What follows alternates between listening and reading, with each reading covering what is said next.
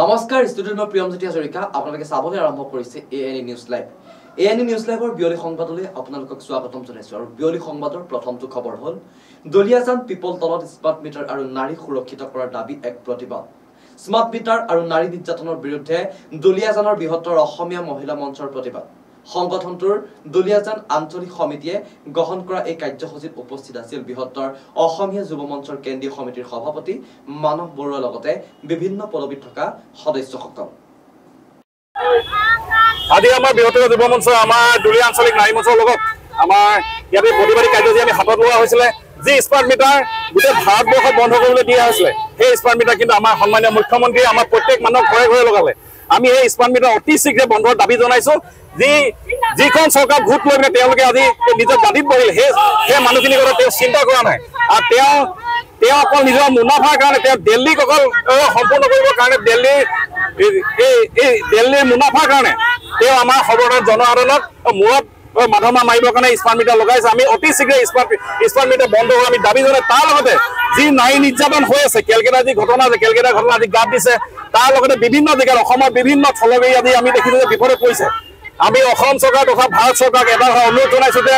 যি নাৰী নিৰ্যাতন হৈ আছে এই নাৰী নিৰ্যাতন সম্পূৰ্ণ বন্ধ হ'বলগীয়া ফাষ্ট ট্ৰেক আদালতৰ যোগেদি সেইসকল হিন্দুৱে হওক মুছলমানে যিয়ে হওক বাংলাদেশী হওক সেই অবৈধ হওক বৈধ সকলো মানুহক কিন্তু ফাঁচি দাবী আমি জনাইছো আজি আমাৰ প্ৰতিবাদৰ যোগেদি ৰহিছো আন এক খবৰ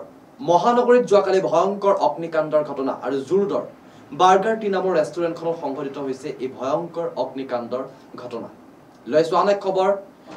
যোৱাকালি নাহৰকটীয়া ক্ৰীড়া সন্থাৰ ফুটবল একাডেমী প্ৰশিক্ষক আন্তঃৰাষ্ট্ৰীয় খেলুৱৈ এনআইএছ প্ৰশিক্ষক নামৰূপ চাৰ কাৰখানাৰ অৱসৰপ্ৰাপ্ত বিষয়া তছেন বৰা যোৱা ইংৰাজী 7 ছেপ্টেম্বৰত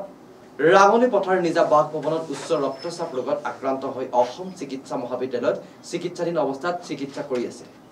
লৈছো আন এক খবৰ বজালীৰ বৰভিটা দলুৰ পথাৰত হাইস্কুলত চলিছে কি আসলে বিদ্যালয়খনৰ শ্ৰেণীকোঠাত নাই উপযুক্ত ডেস্ক বেঞ্চ তথা ফেনৰ ব্যৱস্থা আৰু বিদ্যালয়খনত বিকল বিশুদ্ধ খোৱা পানীৰ ব্যৱস্থা আৰু এই ক্ষেত্ৰত বিদ্যালয়ৰ প্ৰধান শিক্ষয়িত্ৰী বাৰম্বাৰ ছাত্ৰ-ছাত্ৰীয়ে জনোৱাৰ পিছতো নকৰিলে কোনো ব্যৱস্থা দিনা বাইদেউ কলো যে বাইদেউ যে মানে যেতিয়া টেট পৰীক্ষা হ'ব 15 তাৰিখে টেট পৰীক্ষা আছে নহয় সিদিনা বলে দিব তাৰ আগত নিদিয়ে কিমান দিন মান বয়া হৈ আছে বহুত দিন ধৰি পানী খোৱা পানীটো ক'বৰ ব্যৱস্থা টিউবৱেলৰ পৰা ভিৰ লাগি যায় পিছত আমাৰ ৰান্ধনী বাইদেউৰ মানে অসুবিধা হয় বাইদেউ দিনা ক'লে মোক পিছত মই বাইদেউক ক'লো একো গুৰুত্ব দিয়া নাই কি বুলি জনাইছিলো যে বাইদেউ আমাৰ পানীৰ মানে অসুবিধা হৈ আছে আমাৰ টেপটো লাগে বাল্টি বুলি ঠিক কৰি দিয়ক নহ'লে আমাৰ মটৰটো ঠিক কৰি দিয়ক বাইদেউকে দেৰি হ'ব বোলে প্ৰধান শিক্ষয়িত্ৰীৰ নাম কি আইছা বাইদেউ আইছা সিদ্দিকা কেইবাৰমান জনোৱা হৈছিল তোমালোকে 5-6 বাৰ বেছি তেখেতে কি কৈছে যে দেৰি হ'ব কেইদিনমান তাৰপিছত আৰু টেপটোৰ যিটো কথা আছে টেপটোৰ কথা ক'লে আপোনাৰ 15 তাৰিখত দিব তাৰমানে এদিনা আমাৰ স্কুল পৰীক্ষা আছে টেট পৰীক্ষা 3rd গ্ৰেডৰ নে 4th গ্ৰেডৰ 6-7 গৰাকী কৈ তোমালোকক বহিব দিয়ে ইয়াত ফেনৰ ব্যৱস্থা নাই ফেনৰ ব্যৱস্থা মানে দুটা ফেন আছে পিছত বাইদেউ ক'লে আমাৰ আৰু এটা লাগে আমাৰ 140 ষ্টুডেণ্ট মানে গৰম লাগে এইটো যদি বেটাৰীটো বৈ আছে বেটাৰীটো লগাব দিছোঁ বেটাৰীটো লগাব দিয়া নাই বিদ্যালয়খন চলি আছে মানে এখন বেঞ্চত 7জন কৰি ছাত্ৰ-ছাত্ৰী বহিছে ফেনৰ ব্যৱস্থা কিছুমান ক্লাছত নাই কি ক'ব আচলতে আচলতে আমাৰ ফেনৰ ব্যৱস্থা কৰা হৈছিল 2-4টা ফেন এনে নষ্ট হৈ আছে এইটো ব্যৱস্থা কৰিব তাৰমানে আমাৰ হেডমাষ্টাৰজন নতুন এই কিছুদিন আগতে তাৰমানে হ'ল তেওঁ এই এপইণ্টমেণ্টটো পালাক গতিকে সেই ব্যৱস্থাটো কৰি আছে আৰু বেঞ্চবিলাকো আজি বাতিবেলা আহিব কাৰণত আচলতে ইমান লেহেমীয়া হৈ আছে লেহেমীয়া মানে কি আমাৰ তাৰমানে যে পাছৰ বাগান যিটো আছে সেই বাগানৰ পৰা 2-4টা গাছ কাটি আমি তাৰমানে বেঞ্চৰ বনোৱাৰ কাৰণে এটা ব্যৱস্থা কৰিম বুলি ভাবিছোঁ নাই এইটো কোনো ফাণ্ড নাথাকে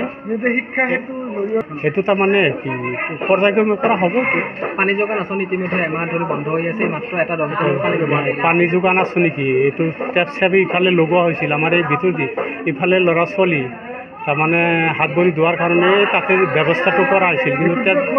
খোৱা পানীৰ পৰিৱৰ্তে আচলতে ইয়াত কি পানী খুৱাই আছে ইয়াতে মানে ফিল্টাৰৰ পানী এটা আছে না এটা আছে নাথাকা নহয় ইফালে এটা আছে ইফালে চাইছে না নেখেলা আচলতে দমকলৰ পানী ব্যৱহাৰ কৰা বুলিহে কৈ আছে এইটো কথাটো বেয়া সঁচাই এইটো নাই মহম্মদলৈ চলা নাই তাৰমানে তাৰমানে নতুনটো সেইকাৰণে কি ক'ত কি কৰিব লাগে আমি দিহা পৰামৰ্শ দি আছোঁ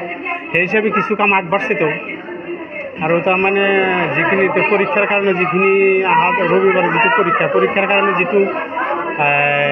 আগভাগ ল'ব লাগে সেই কামটো কৰি আছে চাৰিওফালে বাউণ্ডাৰী হৈছে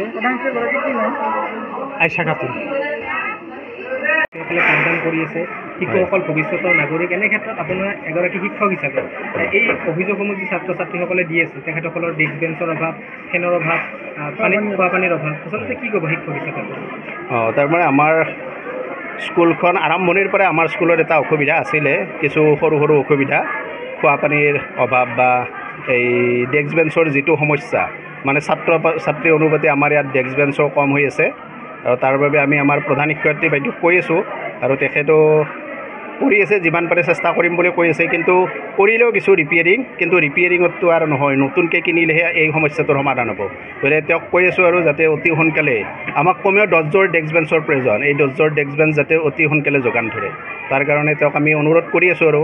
এতিয়া যিহেতু হয় হয় হয়তো অসুবিধা আমাৰ শিক্ষকৰ কাৰণে কৰিব লগা হৈছে ছেকশ্যন আছিলে আগত কিন্তু এতিয়া যিহেতু ছায়েন্সৰ শিক্ষক নাই আমি দুজনে আছোঁ তিনিজন আছিলোঁ এজন বৰ্তমান ডেপুটেশ্যনত দিছে গতিকে চৰকাৰৰো ভুল 3জন শিক্ষক থকা স্কুল এখনত এজন ডেপুটেশ্যনত দিবই নালাগে গতিকে 3জন শিক্ষকৰ এজন ডেপুটেশ্যনত আছে আমি দুজনে কৰি আছোঁ দুজনৰ 5টাকৈ ক্লাছ কৰে তথাপিও আমি 4টাকৈ কৰি আছোঁ ছাত্ৰ ছাত্ৰীসকলে অভিযোগ উত্থাপন কৰিছে প্ৰধান শিক্ষয়িত্ৰীগৰাকীক যি ডেস্ক বেঞ্চৰ অভাৱ খোৱা পানীৰ যি অভাৱ বাৰম্বাৰ অভিযোগ তেখেতক জনোৱা হৈছিল কিন্তু আজিলৈ তেখেতসকলে কোনো কাম কৰা নাই বুলি অভিযোগ উত্থাপন কৰিছে ছাত্ৰ ছাত্ৰীসকলে হয় মানে বাইদেউৰ আমাৰ চাৰ্জ লোৱাৰ বেছি দিন হোৱা নাই আৰু তেখেত নতুনকৈ যিহেতু নতুন অলপকৈ কৰি আছে